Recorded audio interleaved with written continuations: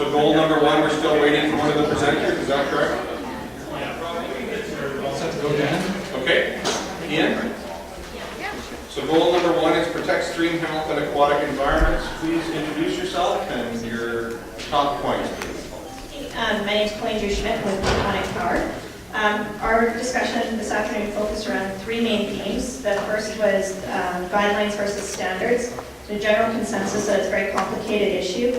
There's a high variability across the province and over time, which makes it challenging. And there's likely a need for a hybrid between guidelines and standards. The second issue was on environmental flows. One is that it relates into other issues, for example, groundwater regulation. There's limited existing scientific information to develop the standards from. There's a need for flexibility, and there's a linkage between stream flow and wetlands. The third was water allocation and water use plans. Questions on who will do them and how they're going to be implemented. Capacity issues between different levels of government, and coordination with other jurisdictions and the need for that. Thank you. Everybody has cookies in their hands, they can't clap quick enough. Is the morning person here yet?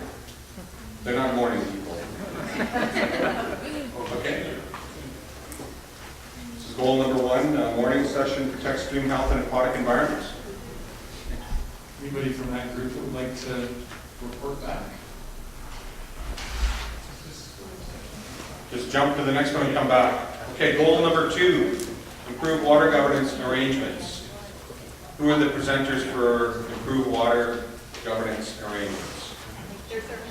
There's an AM and a PM. Dan, I think we have our morning person for the protect stream health. Yes, my apologies. The Pamela. last session ran a bit long and I really needed to take a bio break. Okay, so AM, protect stream health and aquatic environments. Pamela.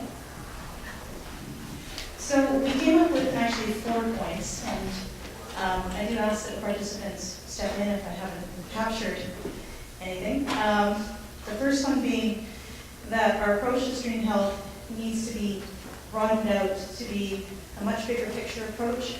We're actually talking about watershed health, and that needs to recognize a wide range of issues, such as water quality for human and non-human needs, species at risk, riparian ecosystems. And so we're talking about going beyond the stream edge, which the present wording seems to imply. So again, going from the present narrow wording to a much more broader approach. The second point being addressing over-allocation issues and challenges. Do we need to completely reinvent the system and do a comprehensive audit of all licensees to see who needs to be getting up or back their water allocation? And that would, of course, be a huge burdensome type of situation, but, you know, are we in a place where we need to seriously think about doing that? The priority of uses for different purposes. Will it always be about either or for human and non-human needs, or between human needs, example, conflicts between agriculture versus mining or home residential use? And number 4, we need to do a detailed gap analysis. So look at the existing Water Act, or what's being proposed in the Modernization Act, in the context of other existing legislation and how it is being applied. There are consistency issues with how existing legislation is being applied, varying interpretation by department or by individual often, and enforcement shortcomings.